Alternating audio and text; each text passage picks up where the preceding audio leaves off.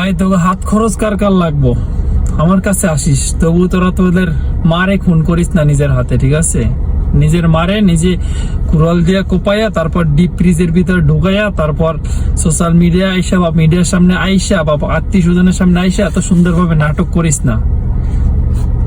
কুলাঙ্গার, এর মতো কুলাঙ্গার যদি কেউ থাইকা থাকেন, এর মতো কুলাঙ্গার যদি কোনো ব্যক্তি থাকেন যে টাকার জন্য নিজের মারে বা নিজের হাত খরচের জন্য নিজের মারে খুন কইরা কুড়াল দিয়া কোপায় তারপর ডিপ ফ্রিজের ভিতরে ঢুকাই রাখে আবার নাটক করে, ঠিক আছে? এরকম কুলাঙ্গার থাকলে আমার কাছে আইসেন বা আমার কাছে বলেন, আমি আপনার হাত খরচের টাকা দিয়ে দেবো, ঠিক আছে?